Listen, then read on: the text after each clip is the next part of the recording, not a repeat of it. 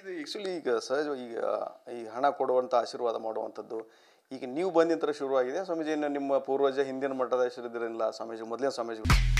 Congratulations. ಯಾರು ಹುಡುಗ? ಮದುವೆ ಅಲ್ಲ, ಬಿಸ್ನೆಸ್ ಸ್ಟಾರ್ಟ್ ಮಾಡ್ತಾ ಇದ್ದೀನಿ. ಹೌದಾ, ಹೇಗೆ? ಬಾಸ್ ವಾಲಾ ಬಿ ದ ಬಾಸ್. ಅವಾಗ್ಲಿಂತರನೇ ಎಲ್ಲ ನಡ್ಕೊಂಡು ಬಂದಿರುವಂಥದ್ದು ಸ್ವಾಮೀಜಿ, ಹೇಗಿದೆ? ಪೂರ್ವಜರಿಂದ ಇದೆ, ನಾನೇನು ಹೊಸದಿಲ್ಲ. ಇದು ನಮ್ಮ ಸಿದ್ದಪ್ಪಾಜಿನೂ ಹಂಚ್ಕೊಂಡು ಬಂದಿದ್ದ, ನಮ್ಮ ಅಪ್ಪಯ್ಯಜ್ಜರು ಹಂಚ್ತಿದ್ರು, ನಮ್ಮ ಮುತ್ತಯ್ಯಜ್ಜರು ಹಂಚ್ತಿದ್ರು, ನಾವು ಹಂಚ್ತೀವಿ, ಎಲ್ಲರೂ ಹಂಚ್ಕೊಂಡು ಬಂದಿದ್ದೀವಿ. ಇದ್ರಾಗ ಏನು ಗಿಮಿಕ್ಸ್ ಮಾಡೋದು ಏನಿಲ್ಲ.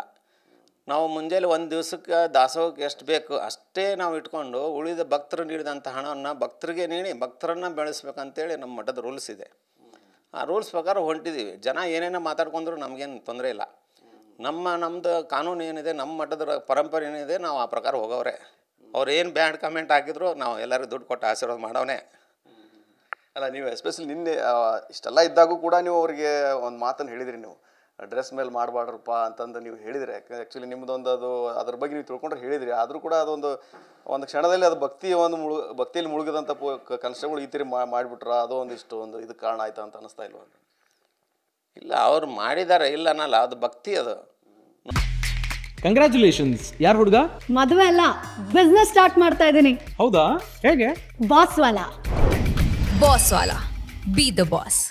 ನಾವು ನೋಡೋ ದೃಷ್ಟಿ ಸರಿಯಾಗಿರ್ಬೇಕಷ್ಟೇ. ಡ್ರೆಸ್ ಮೇಲೆ ಮಾಡಿದ್ರೆ ಅಂದ್ರೆ ಕ್ಯಾಪ್ ತೆಗೆದು ಮಾಡಿದ್ದಾರೆ. ಅವ್ರು ಕ್ಯಾಪ್ ಹಾಕ್ಕೊಂಡು ಮಾಡಿದರೆ ಅದು ಡ್ರೆಸ್ ಇರ್ಬೋದಿತ್ತು. ಆದರೂ ಕೂಡ ಅದು ಮಾಡಬಾರ್ದಿತ್ತು. ಅದು ಭಕ್ತಿ ಉಕ್ಕಿ ಮಾಡಿದೆ. ಎಷ್ಟೋ ಜನ ಅವರೊಬ್ಬರೇ ಮಾಡಿಲ್ಲ, ಅನೇಕ ಜನ ಮಾಡಿದ್ದಾರೆ ಪೊಲೀಸ್ ಡಿಪಾರ್ಟ್ಮೆಂಟ್ನಲ್ಲಿ ಸ್ವಾಮಿಗಳಿಗೆ. ನಾವು ಒಬ್ಬರೇ ನಮಗೊಬ್ಬರಿಗೆ ನಮಸ್ಕಾರ ಮಾಡ್ಯಾರ ಅಂತ ಬಿಂಬಿಸೋದು ಬೇಡ. ಸಾಕಷ್ಟು ಜನ ಮಾಡಿದಗಳು ಇದ್ದಾವೆ. ಅದನ್ನು ಇಷ್ಟು ಟ್ರೋಲ್ ಮಾಡಿ ಈ ಥರ ಇನ್ನೊಬ್ಬರಿಗೆ ನೋವಾಗಂಗೆ ನಡ್ಕೋಬಾರ್ದು.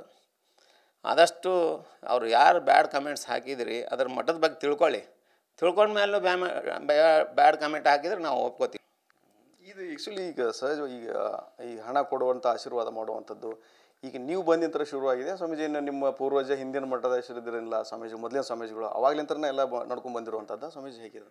ಪೂರ್ವಜರಿಂದ ಇದೆ, ನಾನೇನು ಹೊಸದಿಲ್ಲ. ಇದು ನಮ್ಮ ಸಿದ್ದಪ್ಪಾಜಿನೂ ಹಂಚ್ಕೊಂಡು ಬಂದಿದ್ದ, ನಮ್ಮ ಅಪ್ಪಯ್ಯಜ್ಜರು ಹಂಚ್ತಿದ್ರು, ನಮ್ಮ ಮುತ್ತಯ್ಯಜ್ಜರು ಹಂಚ್ತಿದ್ರು, ನಾವು ಹಂಚ್ತೀವಿ, ಎಲ್ಲರೂ ಹಂಚ್ಕೊಂಡು ಬಂದಿದ್ದೀವಿ. ಇದ್ರಾಗ ಏನು ಗಿಮಿಕ್ಸ್ ಮಾಡೋದು ಏನಿಲ್ಲ. ನಾವು ಮುಂಜಾನೆ ಒಂದು ದಿವಸಕ್ಕೆ ದಾಸೋಹಕ್ಕೆ ಎಷ್ಟು ಬೇಕು ಅಷ್ಟೇ ನಾವು ಇಟ್ಕೊಂಡು ಉಳಿದ ಭಕ್ತರು ನೀಡಿದಂಥ ಹಣವನ್ನು ಭಕ್ತರಿಗೆ ನೀಡಿ ಭಕ್ತರನ್ನು ಬೆಳೆಸ್ಬೇಕಂತೇಳಿ ನಮ್ಮ ಮಠದ ರೂಲ್ಸ್ ಇದೆ. ಆ ರೂಲ್ಸ್ ಪ್ರಕಾರ ಹೊಂಟಿದ್ದೀವಿ. ಜನ ಏನೇನೋ ಮಾತಾಡ್ಕೊಂಡ್ರು ನಮಗೇನು ತೊಂದರೆ ಇಲ್ಲ. ನಮ್ಮದು ಕಾನೂನು ಏನಿದೆ, ನಮ್ಮ ಮಠದ ಪರಂಪರೆ ಏನಿದೆ, ನಾವು ಆ ಪ್ರಕಾರ ಹೋಗೋವ್ರೆ. ಅವ್ರು ಏನು ಬ್ಯಾಡ್ ಕಮೆಂಟ್ ಹಾಕಿದ್ರು ನಾವು ಎಲ್ಲರಿಗೂ ದುಡ್ಡು ಕೊಟ್ಟು ಆಶೀರ್ವಾದ ಮಾಡೋನೆ. ಅಲ್ಲ, ನೀವು ಎಸ್ಪೆಷಲಿ ನಿನ್ನೆ ಇಷ್ಟೆಲ್ಲ ಇದ್ದಾಗೂ ಕೂಡ ನೀವು ಅವರಿಗೆ ಒಂದು ಮಾತನ್ನು ಹೇಳಿದ್ರಿ, ನೀವು ಡ್ರೆಸ್ ಮೇಲೆ ಮಾಡಬಾಡ್ರಪ್ಪ ಅಂತಂದು ನೀವು ಹೇಳಿದ್ರಿ. ಆ್ಯಕ್ಚುಲಿ ನಿಮ್ಮದೊಂದು ಅದ್ರ ಬಗ್ಗೆ ನೀವು ತಿಳ್ಕೊಂಡ್ರೆ ಹೇಳಿದ್ರಿ. ಆದರೂ ಕೂಡ ಒಂದು ಕ್ಷಣದಲ್ಲಿ ಅದು ಭಕ್ತಿಯಲ್ಲಿ ಮುಳುಗಿದಂಥ ಕನಸುಗಳು ಈ ಥರ ಮಾಡಿಬಿಟ್ರ, ಅದು ಒಂದಿಷ್ಟು ಇದಕ್ಕೆ ಕಾರಣ ಆಯ್ತಾ ಅಂತ ಅನ್ನಿಸ್ತಾ ಇಲ್ವ? ಇಲ್ಲ, ಅವ್ರು ಮಾಡಿದ್ದಾರೆ, ಇಲ್ಲ ಅನ್ನಲ್ಲ, ಅದು ಭಕ್ತಿ. ಅದು ನಾವು ನೋಡೋ ದೃಷ್ಟಿ ಸರಿಯಾಗಿರ್ಬೇಕಷ್ಟೇ. ಡ್ರೆಸ್ ಮೇಲೆ ಮಾಡಿದ್ರೆ ಅಂದ್ರೆ ಕ್ಯಾಪ್ ತೆಗೆದು ಮಾಡಿದ್ದಾರೆ. ಅವ್ರು ಕ್ಯಾಪ್ ಹಾಕ್ಕೊಂಡು ಮಾಡಿದರೆ ಅದು ಡ್ರೆಸ್ ಇರ್ಬೋದಿತ್ತು. ಆದರೂ ಕೂಡ ಅದು ಮಾಡಬಾರ್ದಿತ್ತು. ಅದು ಭಕ್ತಿ ಉಕ್ಕಿ ಮಾಡಿದೆ. ಎಷ್ಟೋ ಜನ ಅವರೊಬ್ಬರೇ ಮಾಡಿಲ್ಲ, ಅನೇಕ ಜನ ಮಾಡಿದ್ದಾರೆ ಪೊಲೀಸ್ ಡಿಪಾರ್ಟ್ಮೆಂಟ್ನಲ್ಲಿ ಸ್ವಾಮಿಗಳಿಗೆ. ನಮಗೊಬ್ಬರಿಗೆ ನಮಸ್ಕಾರ ಮಾಡ್ಯಾರ ಅಂತ ಬಿಂಬಿಸೋದು ಬೇಡ. ಸಾಕಷ್ಟು ಜನ ಮಾಡಿದಗಳು ಇದ್ದಾವೆ. ಅದನ್ನು ಇಷ್ಟು ಟ್ರೋಲ್ ಮಾಡಿ ಈ ಥರ ಇನ್ನೊಬ್ಬರಿಗೆ ನೋವಾಗಂಗೆ ನಡ್ಕೋಬಾರ್ದು.